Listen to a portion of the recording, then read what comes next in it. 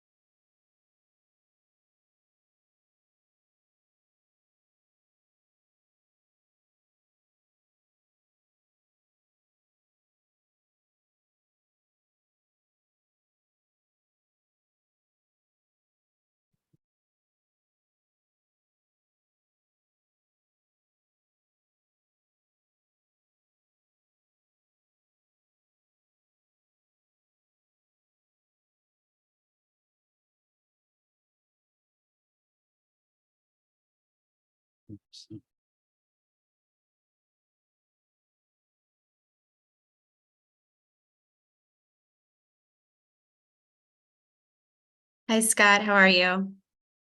Hey, good. How are you? Good. Hey, Chandler, this is Nathan Anderson. Hey, Nathan. Thank you. Yep. We're just missing Ibrahim.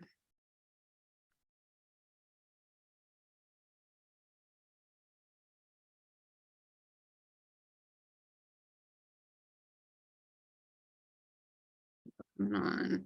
Chandler, Yep. I'm gonna log off and log back on because I can't change my tile name, so I think I'm in the wrong Zoom account. So I'll be back in like 30 seconds. Okay, no problem. Hey, Ibrahim. Chandler. How are you? Hey. Nice to see you. Good to see you as well. How you doing? Good, good. All right, Scott, we have all of the Hey, Scott. founders here. And Scott Garber.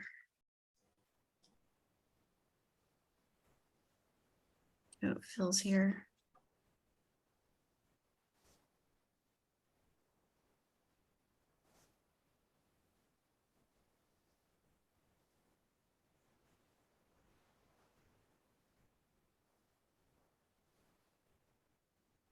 So the end number is 5 companies, 9 judges, right? We have one. Yes, that's correct. Okay. You are, well, it could be my computer, I suppose. Never mind.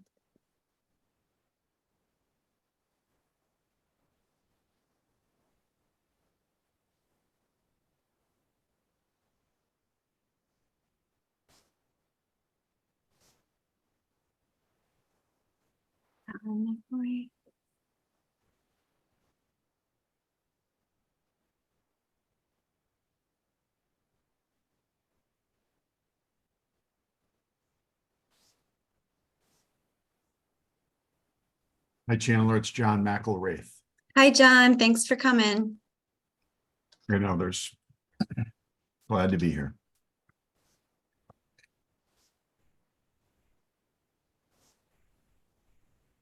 We will get started probably by 1:35. Scott Holloway's here.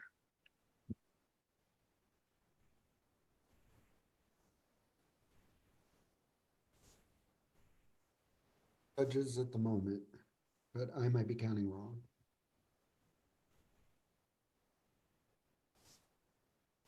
David Mortimer.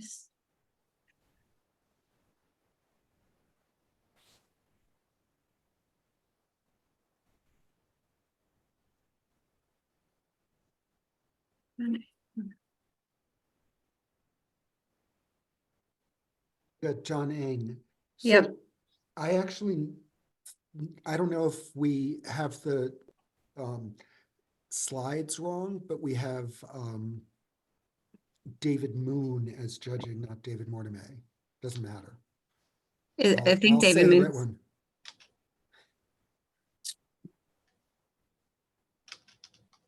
Okay. Are there any other judges here that I'm not aware of yet? I'm a judge. I just joined. Oh, Okay. Allison. Thanks, Allison.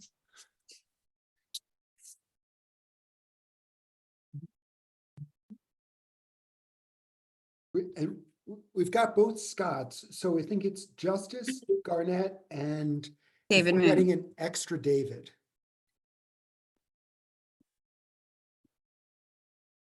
Oh, it looks like Garnett's here.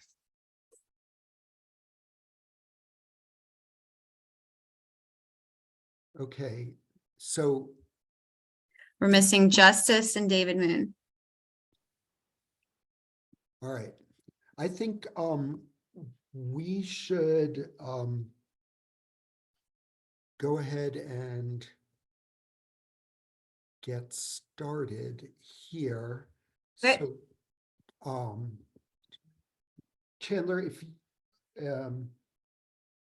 if you can go ahead and just go through the slides, because I'm mostly going off the slides. Yep. All right. Go ahead, Jessica. I'm gonna click the next one. All right, so thank you everybody for joining again the Tech Valve Quarterly Virtual Pitch Program. We have 5 companies that are going to pitch today, and we have what is somewhere between 9 and 10 judges. Just tells you that we're a little bit flexible here. So we have Allison Lechner from Hyde Park Venture Partners. We have David Mortimer from Mava Ventures, Garnet Harriman from Aperture Venture Capital, John Eng from Rightside Capital Management, John McElraith from Alos Ventures. You can keep going on this next slide. Thank you. Phil Nadell from Forefront Ventures, Scott Garber from Early Light Ventures, Scott Holloway from Starting Line Ventures. So first of all, I just want to say a big thank you to the judges for joining and doing this. If we end up getting any additional judges that have shown up, Chandler, if you could just text me that, and we'll go on to the next slide. I want to go through the ground rules and the process here of how this works. So these are 4-minute pitches by companies. We're very strict on the time. We've done this before. Most people are familiar if they've seen this before. So it's 4 minutes in alphabetical order by company name, and we have 5 companies today. The founders will get a 2-minute warning in the chat. A 1-minute warning will show up in the chat. A 30-second warning will show up in the chat. There will be a verbal 10 seconds, and then the microphone will go off. Then we will go through the judges in alphabetical order to by their first name to ask questions. The founders, I'm going to go through 4 judges to each ask a question. If an audience member has a question in the chat, I will do that. Otherwise, I will get a 5th question from a judge. Before the founders answer, right, we go through all the judges' questions. Then the founders have 2 minutes to go through and answer the set of questions. Okay, and there'll be a 1-minute warning, a 30-second warning in the chat, and then a 10-second verbal, and then the microphone gets cut off. We will, at the end of that, we will launch a Zoom poll, and we're going to ask all of the audience members to please pick who they had as a winner and to write their reason for picking that person in the chat. This is super helpful to founders if you actually, people give feedback, so I'm asking people to do that. Then I'm going to go through the judges in order, asking them to pick their winner and give their 1 sentence on why verbally, and then we will announce the 2 winners. Then at the end, everyone is moved to breakout rooms with the founders. And then if we ask that the audience please keep yourself on mute as we go and do this. So we'll go to the next slide, please. Okay, so these are the 5 companies that we have. First, Blended Edge, then Harmony, In Situ Foods, Taja AI, and We Be Well. And it's good that Chandler did this because I probably would have messed up the alphabetical order on this. Then go on to the next slide. The next slide. No, that's it. Okay, all right, so I am going to then mute myself, turn it over to Blended Edge, and let Ryan go ahead and start up. Thank you, Scott. I guess I should have named my company or something later in the alphabet, huh? All right, I appreciate everybody being here. I'm Ryan Lunka. I am the CEO and co-founder of Blended Edge. I'm going to talk to you today about Doohickey, which is our product that eliminates integration projects for ISVs once and for all. So if you're an ISV, if you're a software company, and oftentimes it means you're a SaaS software company, you have to sell into businesses that hold integration as a top requirement for you. That means that you have to be able to plug natively into the other software that your customer is already using. And time again, your customer is telling you that that's one of the most important requirements that they need when they're evaluating your product. But the problem is, especially if you're a software company, your current approaches for solving that problem are awful. Most software teams actually start by trying to build it all in-house. They throw engineers at the problem, they try to build all these things in the house. And what ends up usually happening is you have a handful of integrations that are kind of fused together that only work for a handful of customers, creates a ton of technical debt, a ton of expense, frustrates you, frustrates your customers. Not usually a good solution. You can procure an existing integration platform like a Boomi or a MuleSoft, or you can ask your customer to do it. but those are expensive, and that really built for the use case where a software company is trying to provide integration as a feature. And so it also creates a lot of challenges, a lot of expense, a lot of frustration. And certainly nobody likes the answer, which is pay a consultant $100,000 to do it. And that's what the huge market of system integrators is out there to do. And so my co-founder and Rob and I sat down and said, if we could just wave a magic wand and change this reality, what would it look like? What if your application, you're a product manager or a CTO at a software company, what if your application could just integrate by itself, just magically get plugged into whatever your customer needed it to plug into? And if you game that out, what it means is you're actually going to save yourself millions of dollars over the life of your product, because you don't have to build upfront integrations as app features that could cost you tens or hundreds of thousands of dollars of CapEx per integration. You don't have to go through complex enterprise level integration projects where you're configuring and customizing them for your users, reducing your time to value, meaning reducing the time you get your customer live by as much as 80%. And you don't have to throw engineers into support, constantly babysitting these kludgy integrations that you built instead of building your product. And that's what we're building with Doohickey. It is software that application providers can layer inside of their existing product to give it the capability to integrate natively, automatically, and without having to run through integration projects to do so. Now, it's not just a cool vision and a cool idea. Well, it's powered by generative AI, and that's how it's replacing a lot of the engineering that is required, the human reasoning to go through these processes. It runs data through your cloud, so we don't actually have to be a third-party processor complicating your relationship with your customer. And it's fully embedded and hidden from your users if that's what you want. And so you have your users clicking buttons in your application, and behind the scenes it's calling our APIs, and they never have to know the difference. We're just providing the capability for you behind the scenes. Now, it's a pretty large market opportunity. Conservatively, there's $19 billion spent today on application integration, software and services, the two biggest circles in my previous slide. And that doesn't even include the R&D costs that software companies are spending internally to build these things out. So it's a huge problem that needs to be solved. Now we're on a journey to a world that doesn't have integration projects. We have an MVP in market where we validated some of our key assumptions, and we're looking for investor partners, to bring us into the next phase of the business, where we're building and commercializing the AI capability and starting to build our go-to-market program. We're raising 1.1 million on a safe. We're building on a foundation of about $250,000 in ARR under contract, and that represented a huge year-over-year growth from 22 to 23. We have 4 MVP customers that are live, 2 of which have us fully embedded inside their software products. We have a growing sales pipeline, and we have happy customers with case studies underway. And we look forward to talking to you guys more about this in the breakout rooms.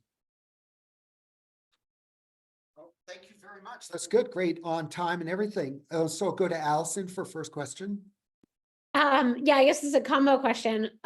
Why is integration so difficult and painful now? And could you be more specific about how do you solve for that? Okay, we'll go to David Moon for your question. Code level analysis, I assume, and curious on what language and frameworks are supported. Thank you. David Mortimer. Yeah, can you be a bit more granular about the application providers that you target? Thank you. And Garnett? No, I was hoping you'd get to me in this cycle. We have looked at least 2 companies that do, I think, what they do. So if this is Gen AI for APIs, from the diligence on these other things, we're looking at basically this very traditional dichotomy in go-to-market and conundrum in go-to-market about, it's easier to get smaller companies to sign up, and they have a handful of those, but it's really hard for this to actually be enterprise. So what's the GTM, I guess, and how do you solve for that conundrum between small and big? And the 5th question is going to be coming from, it looks like Mike Hammer got it in first. So so you are only focused on commerce integrations, or do you deal with non-commerce applications? So I'm sorry, Ryan, you now have 2 minutes for the set of questions, and I want to put myself back on mute. Okay. All right. So why is integration so difficult and painful now? It's because most software companies only provide APIs and don't provide the tooling to bridge the APIs. There's a lot of technical nuance about why it's difficult, but you have to throw engineers at the problem because they are the ones that have the reasoning skill set. We have already proven in experiments that generative AI has the ability to start replacing that by generating code that does these integrations.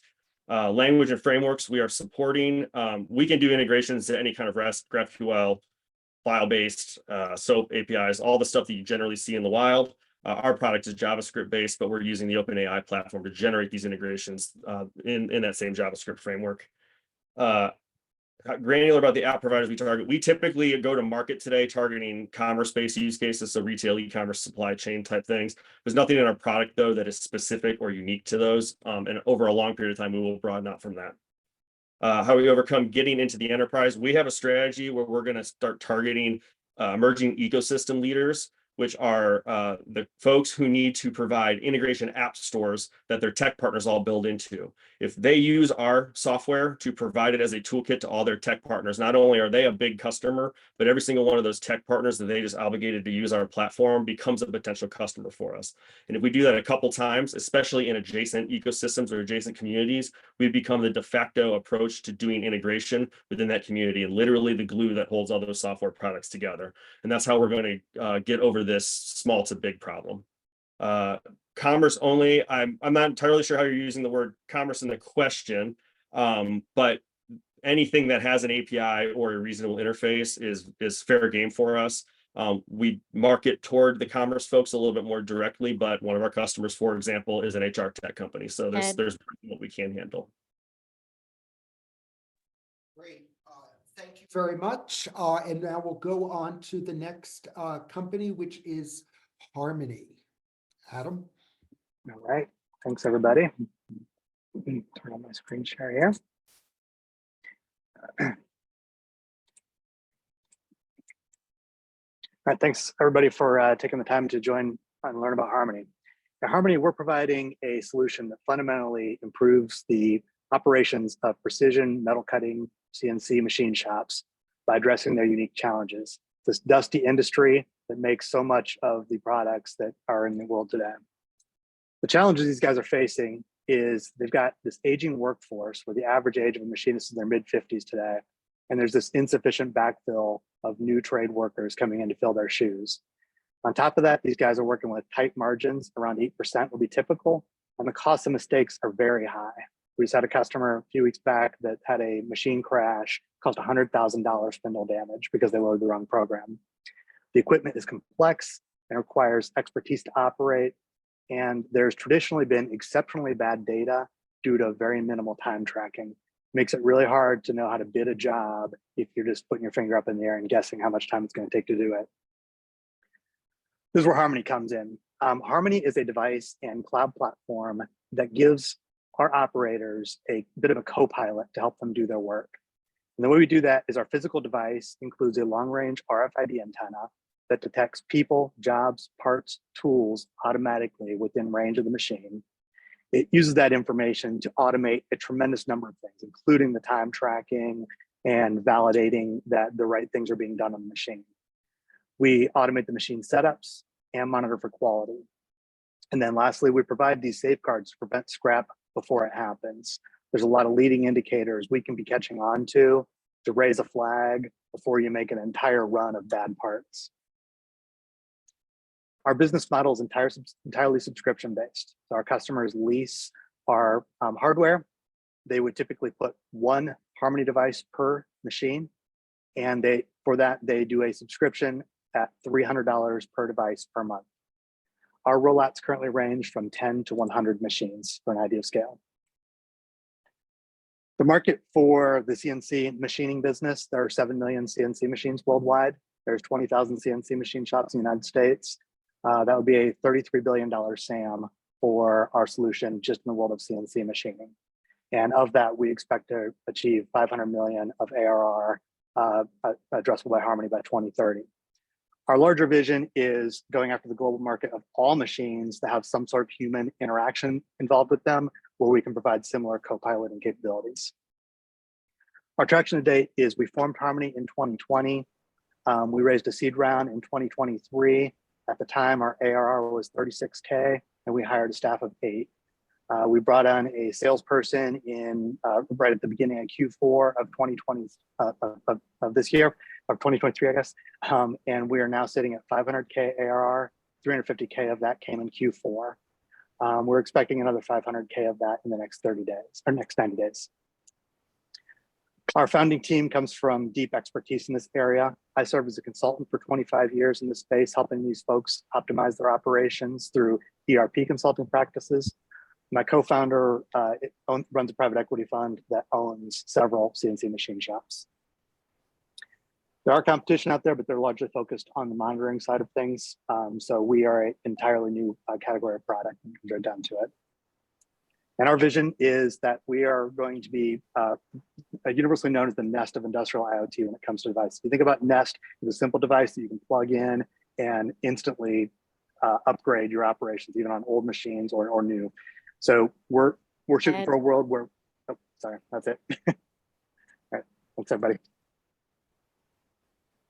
Okay, we'll go to questions, starting with John E. Yeah, very cool problem, cool space.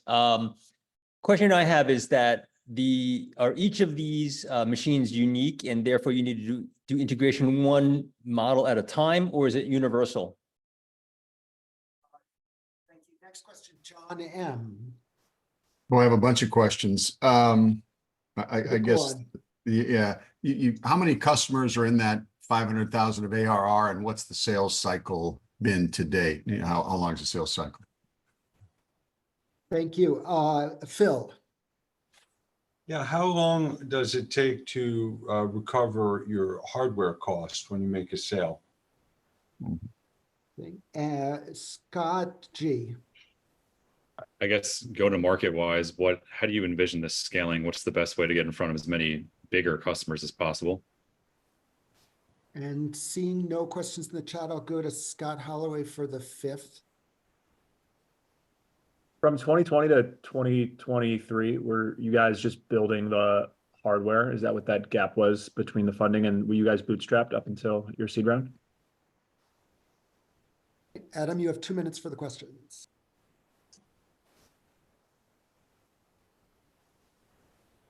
Adam, you're on mute.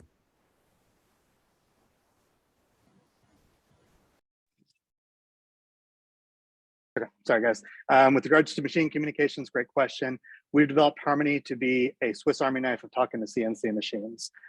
We have baked onto the device the protocols for all the major vendors that are out there, and a fallback option to read raw, analog, and current sensing for anything that's beyond the more modern capabilities. With regards to our current customer base, that is made up of, we're approaching our 20th install, but there's certainly some of the accounts are bigger than others when it comes right down to it. Our largest account is 364K of ARR, just for an idea of scale. For as far as hardware cost recovery goes, our devices cost less than $1,000 to build all in. We fabricate them here in Akron, Ohio. So we're looking about 2 to 3 month recovery period on that. As far as scaling goes, the way this industry works, there's an awful lot of consolidation of private equity involved right now. So a lot of the angle we're working is when we get in a shop, we are working our way through their other other sites that they own. Also, there's an OEM play with this, where partners like SpaceX and Raytheon are actually involved in working with our product, and because they have a vested interest in improving things. Lastly, with regards to 2020 to 2023, yes, we were largely bootstrapped during that time. And the vast majority of that time, we were building the platform. It's a very full-featured platform at this point. Thank you very much, Adam. Okay, can you unshare your screen? And then we're going to go now to In Situ Foods. I'm having trouble seeing who's where, so. How about now? Thank you. Yeah, great. You guys all good? Nice to meet you. My name is Nathan Anderson. I'm president at In Situ Foods, and we build automation solutions for QSR and restaurants that are deployable and adoptable in the current installed capacity or capital base. And the hypothesis is that, you know, there's hundreds of thousands of restaurants out there that need automation solutions now, and really sophisticated solutions. It's going to take decades for the existing footprint to turn over, but they need solutions now. And the other thing is we try to make our solutions products very like manufacturing wise approachable, which we think is really important for the type of exit targets that we see. So we'll spend 4 minutes going through our hypothesis and why it's being validated by our sales activity. So for starters, you know, we're really going after a labor pressure issue. Restaurants have been disproportionately impacted relative to other employers that work with the bottom of the wage pyramid, but it's more nuanced than that. And that's really important for why we have a really good opportunity right now. So wage pressure is kind of the obvious one. Wages are going up, but they're even higher than a lot of people realize for some of these operators, specifically that a lot of workers in restaurants are being paid well over minimum wage. And then the other one is availability. And the difference between the two is they're somewhat mutually exclusive in a way. Wage pressure for a buying franchisee presents upside, but availability is actually really a powerful driver because it starts to trigger loss aversion where an owner maybe is worried about actually running their enterprise, which is from a behavioral standpoint is actually a really powerful driver of sales. And it creates this more price inelasticity, which is good. So our beachhead product is focused on the pizza industry, which is very large with a large installed base now. It divides and rounds dough, and it accomplishes what our product development filter is now, which is we want to be able to impact both of these characteristics of the labor market, wage pressure and availability, and we want our products to also improve quality. So there should be no trade-off to adoption. And we have 73 of these machines currently installed across the country, working every day.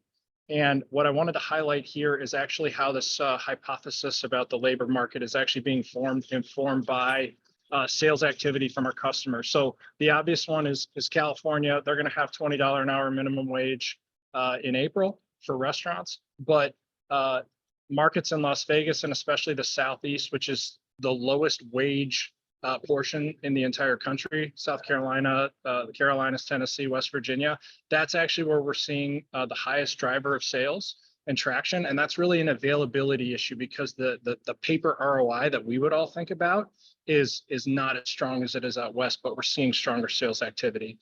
And the point is, taken together, that creates for market opportunity that isn't limited to the coasts and to just urban areas, but is actually nationwide. So just for this product alone, we see a market opportunity of over $1 billion, and we have other products in the pipeline that we're developing. So certainly strong opportunity, great timing to go after this. Last year, we did $1 million in revenue, so we've got a lot of strong traction. And we see a clear path to high growth in the future, mostly driven initially by strong enterprise partnerships where we can deploy through their base of thousands of locations. Is that good? Was that the 10 seconds? Okay, good, because I'm done. Thank you. We'll go to questions now, and we're back with Allison. Can you explain your revenue model and the unit economics? Thank you. And David Moon. I think it'd be interesting to learn about how the model will shift over time as the labor costs start to normalize. Thank you, David Mortimer. When did you start the company? How long did it take to build the machines? Thank you. Garnett. Curious about whether or not he's attacking food trucks, food truck networks, and caterers. Great. And we have a question from one of the participants from Ketwan. Is the goal to license via restaurant enterprise and or direct to franchise owners? So Nathan, you have 2 minutes for the 5 questions. All right, so let's talk about the revenue. And we sell these machines right now. We've looked at leasing, but right now we sell them about 22,000, so 20 to 23, depending on options right now. Margins are about 50%. We see a path to 60. So that's the basic model there. We don't look at food trucks or caterers right now. We're really driven by physical bricks and mortar restaurants at the moment. And let's see. And as far as labor costs normalizing, I guess I would say that we don't expect them to normalize. We expect that labor pressure problem to continue. So I would kind of challenge the fundamental assumption on that, but would love data that would support normalization. Would love to see that.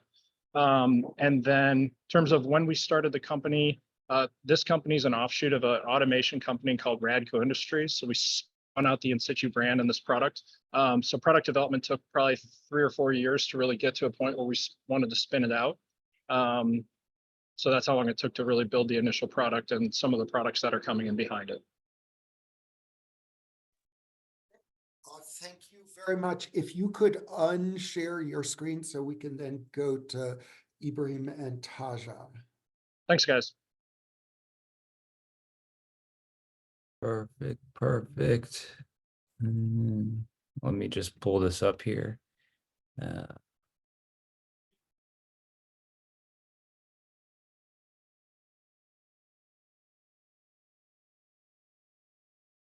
All right. Where is it? Oh, here we go. Can everyone see my screen? Yes. Okay, cool. So, hey, everyone, my name's Ibrahim. I'm the co-founder and CEO of Taja AI, which is a social media co-pilot. The vision of Taja is we want to build generational wealth for content creators, and we want to do that by building an ecosystem of tech-enabled tools that further enhance their businesses. So the first tool and the problem that we're solving is that quality content alone does not lead to engagement. A lot of creators spend a lot of time creating great content, but whether or not they get views is predicated on how well they package the video. So what their title is, what their description, their hashtags, all the assets they need to publish on various social media channels is what's going to determine whether or not they get engagement. This is a very time-consuming process, which takes people anywhere from an hour to 2 hours per video. And it's also could be very overwhelming depending on how new you are in the content creation space. So what we built is a AI-powered social media co-pilot that optimizes the creator's last mile publishing initiatives in 3 minutes or less. So it's as simple as basically all that happens is you upload your video to our software, we transcribe it, understand what it's about, and then give you titles, descriptions, hashtags, all the assets you need to publish. So here is a quick video of the platform, just show you how it works. But let's say, you just uploaded a video to YouTube, you're trying to figure out all these assets. All you do is you go to, you copy the link to the video, you head over to our platform, you click on, you paste the link, you add a sentence or two about what it's about. You can also select the tone that you would like. And then once that's done, you just click optimize. And then our platform comes out with 5 title options for you. It also has your description, your chapters, your tags, all that. And then you could just click sync to YouTube if you like your output, and then everything appears into YouTube in your YouTube studio. So this is a very time intensive process that we can handle for someone in 3 minutes or less. So traction, we launched on July 6th, so 6 months ago. We have 624 monthly paying customers. We're generating over 15,000 MRR. We're growing 30% month over month. We've generated 54,000 on AppSumo since launching a month and a half ago. We have 44 reviews on there. 95% of them are 5-star reviews. And December was our first profitable month. We've also seen a high influx of user-generated content with more than 12 YouTube videos made about us from customers that use us. This is also in alignment with tweets, blog posts, all these other UGC being created on us. And this has been viable because it's proved to have organic growth. Our product currently services YouTube, but we do have plans to expand to different platforms. And we want this to become a one-stop shop to optimize your YouTube, Facebook, Instagram, all your different platforms through our product. Our market size, we're in the creator economy. So when we did discovery, we found that every creator, no matter the size, struggles with this from either they don't know how to do it, or it's very time consuming. So we can service millions of creators through YouTube. We can service up to 51 million creators. And then once we expand to different platforms, we can service up to 200 million creators. Our business model, we're a subscription fee. We have 90% profit margins. Our average cart size is $27. And once we expand to different platforms, we plan to introduce enterprise, and we plan to tackle big media companies that produce a lot of content, and also businesses that use content for deal flow. Our competitors, there's people in the YouTube space, and then the AI space, there's no one that directly competes, but they are in the clip space. Hopefully somebody will ask a question there, Ibrahim, of the perhaps how much are you raising in the who's on the team, but we'll go to John Eng for the first question. Yeah, I'm just wondering why you need to raise that much money, given it seems like you're making pretty good progress in such a short amount of time. Okay, and John M. Yeah, what are you seeing as the biggest challenge to adoption from these many content creators? Thank you, Phil. Yeah, what is your CAC and your CAC payback period? And Scott Garber. I guess, where do you see the exit? Who would buy you? Who do you think would buy you? Where do you want to take the company? And it looks like I'm going to go to Scott Holloway here. How do you better scale the economics? It looks like it's like 25-ish bucks a month. So where's the opportunity to get more margin out of creators long term? Thank you. All right, Ibrahim, you have 2 minutes for the questions.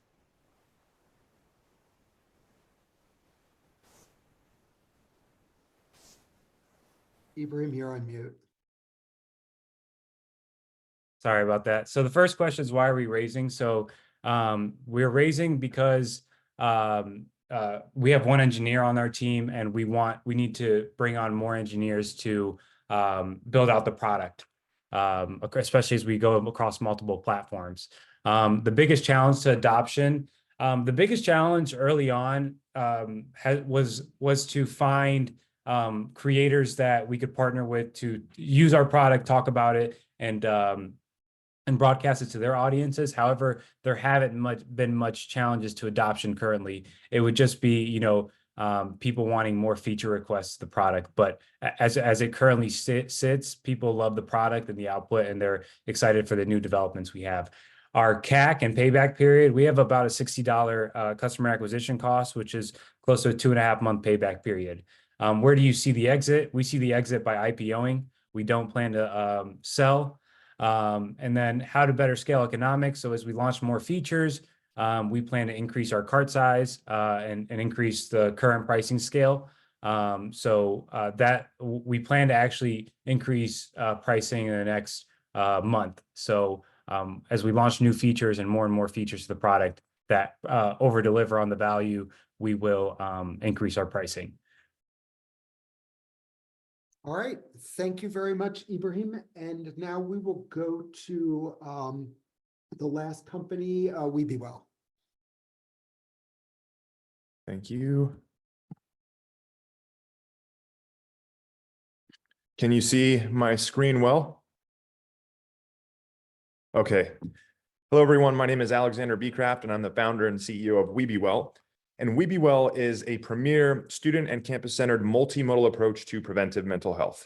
We deliver an evidence-based curriculum from positive and clinical psychology by combining an app with an online in-person support group to address mental health issues at their inception.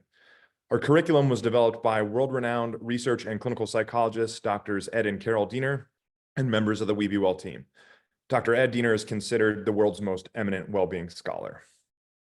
There is a mental health crisis in the United States, both with youth and college students. Currently, an estimated 60% of students are experiencing one significant mental health issue, and most of them go untreated. Universities across the United States lack the counseling resources to keep up with this unprecedented spike in demand for mental health services.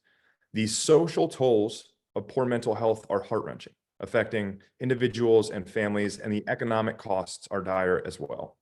Depression doubles college dropout rates and leads to huge losses in tuition revenue for colleges. A solution that has the proven potential to address these issues by improving mental health and ultimately student retention is WeBeWell. WeBeWell is a scalable mental health promotion program for youth and college students, and we offer proven interventions that reduce anxiety and depression and that facilitate well-being. Our program is delivered via app and website, but truly our most important differentiator is our in-person support group model. Face-to-face interaction is integral to sound mental health. Our support groups increase accountability, retention, and reinforce the lessons of our program. This is scalable in that we run our programs on Zoom and train student paraprofessionals to facilitate these psychoeducation support groups, and they are overseen by licensed clinicians. There have been several randomized control trials on the many benefits of our curriculum, which include fewer sick days at school and work, decreases in poor mental health, and improvements in many aspects of positive well-being. WeBeWell empowers students to flourish and cultivate sustainable well-being, reduces poor mental health, and ultimately supports the institutions we serve through student retention and increased tuition revenue. There's a large available and attainable market for mental health services and a significant need for effective and scalable programs such as WeBeWell. WeBeWell has several differentiators. We are unique in our focus on prevention with a paraprofessional in-person support group model directly integrated into university ecosystems. The majority of mental health apps focus on a single approach, whereas our program draws on multiple approaches with tailorable content and is proven effective by randomized control trials. Moreover, most apps and tech-alone solutions in this space have incredibly low retention and efficacy, which stands in sharp contrast to WeBeWell's over 80% retention to a 6-week program. Our business model focuses on landing high-value B2B contracts with universities and school districts. We start with pilots, which we then parlay into larger contracts. This year, we had $416,000 in annual revenue. We had a 72% gross margin this year, but in our most recent iteration, our margin rose to 79%. Our model is scalable, and based on the past 2 years of growth, we expect an aggressive growth trajectory. We have a strong team with backgrounds in business, clinical mental health, research, and higher education administration. Over 2020 and 2021, we were awarded $1 million in grant funding from former Google CEO Eric Schmidt based on our measurable impact and progress towards scale. Currently, we are seeking to raise $650,000 for marketing, sales development, and operations related to our group facilitation. With this funding, we'll hit our milestone of 10 large institutional contracts in 2025 and be seeking our Series A. Thank you, and I'd like to answer any questions you may have. Great, thank you very much. We're back to Allison for the first question. Yeah, how do you make sure your content is both high quality and engaging for the students? Thank you. Second question, David Moon. How do you account for activation, like the definition of it? David Mortimer. Same question as Alison. Okay, Garnett. Does that mean I get 2 questions or?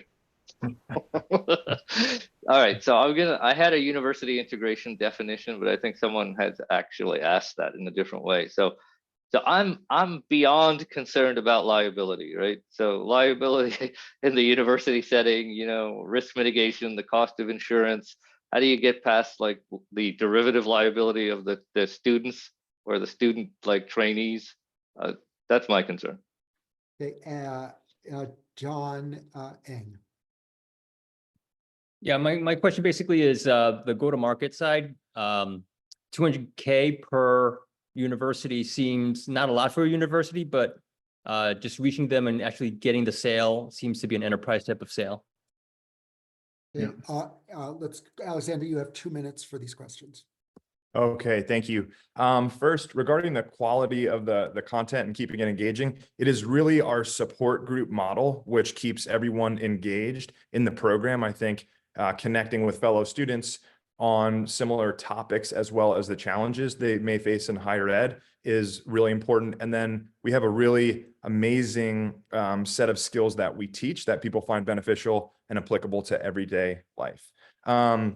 Regarding the liability piece, we are prevention, so we're not therapy. We carry lots of different insurance. We make sure that our facilitators are trained in emergency situations, and we have agreements with the university on how to handle situations. When a student mentions, challenging language, we let the universities deal with that, but we let the universities or entities that we work with know. Regarding our strategy for go to market, 200,000 was our first big sale to a university. We are looking to increase that price point moving forward, especially being that we've been able to demonstrate through student research that according to our students, they're stating that the program is helping them stay enrolled in college.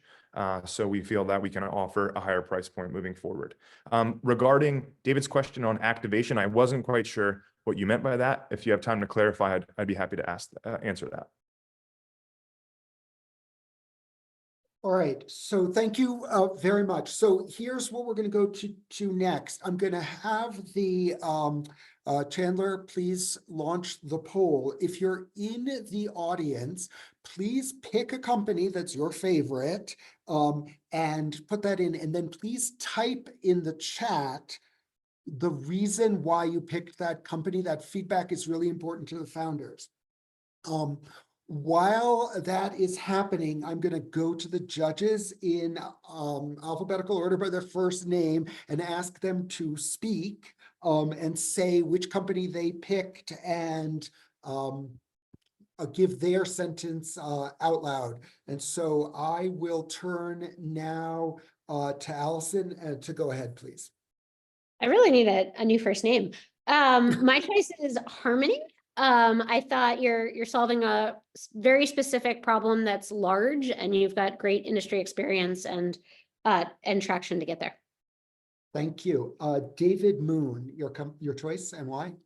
I like Blended Edge. The market opportunity is big enough, and it's a very good opportunity to use LLMs for code level analysis, as far as I understand. Thank you. David Mortimer. I will go with In Situ Foods. I think they address a very large problem for companies right now. And the traction is, there is a decent traction. Okay, let's see. Garnett. Close one between Harmony and In Situ Foods, but In Situ Foods wins. Great IP because it's spin-off. Great traction, which I think David mentioned. And it has this aspect that we like at Aperture of like technologizing legacy industries, which we really love. Thank you. John Eng. Yeah, I choose Harmony. I think the solution matches the problem set very well, and you have a very high compatibility with the leading machine. So I think it's just more of go to market and just keep doing what you're doing. Thank you, John M.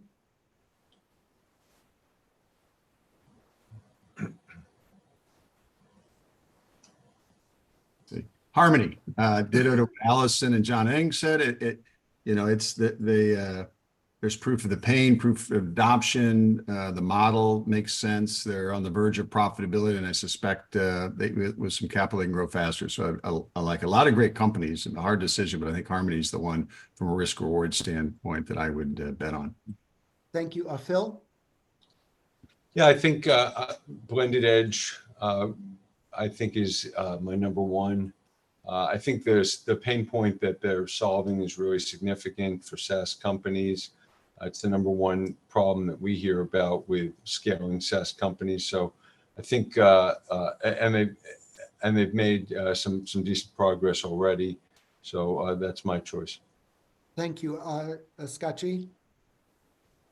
I'd kind of agree. I think it's either Blended Edge or Harmony. I think if I had to pick one, I'd say Harmony, just because I haven't seen anything like it. Candidly, it's pretty unique and pretty interesting. And if you can tap the right buyers in the right markets, it's kind of endless. Thank you. And Scott Holloway. Despite the name, since we're all seemingly pronouncing it differently, but my choice is In Situ Foods, based on the the traction, the defensibility, and just the industry tailwinds that I think are going to provide a long runway there. Thank you. Chandler, can you show the results of the poll now?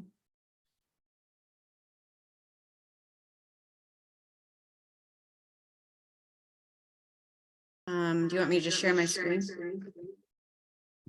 Yeah, that'd be great if you could show the poll results. You see it? And just from the judges, it was Harmony was Okay, the I choice. can't hear. Chandler, can you hear us at all? No? Oh, there we go. Okay, Now I so, can. all right, it appears that it was both the judges and the audience. Okay, so now if we can have the founders all choose your breakout rooms, and then that will allow the participants to go and pick breakout rooms to join and meet some of the founders. Thank you for all the judges for judging. Thank you all founders for pitching. We really appreciate participation in this. Thank you. Nicely done.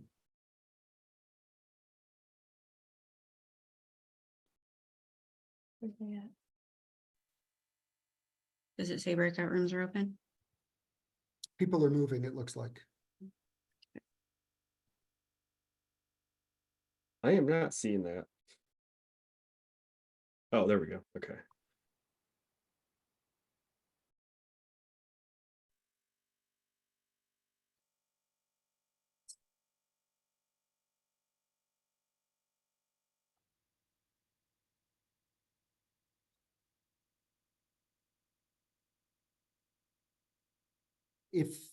If there is anyone who needs help moving into a breakout room because they might have an older version of Zoom, just shout out and then we can move you.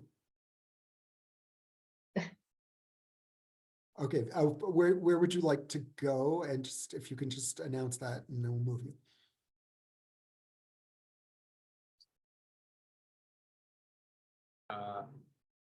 I'll just go. I'd like to go to Harmony. Okay, Thank you. anyone else? Tasha AI. Okay, who just said that? Vicky. Vicky, okay.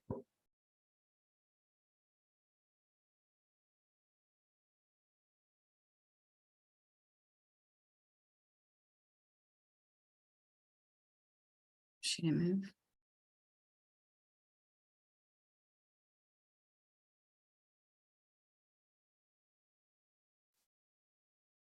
Anyone else need to move?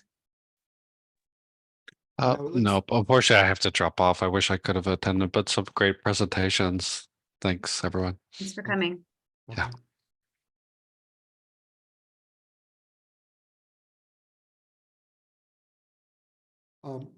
Mike, do you want to go to a room or are you okay?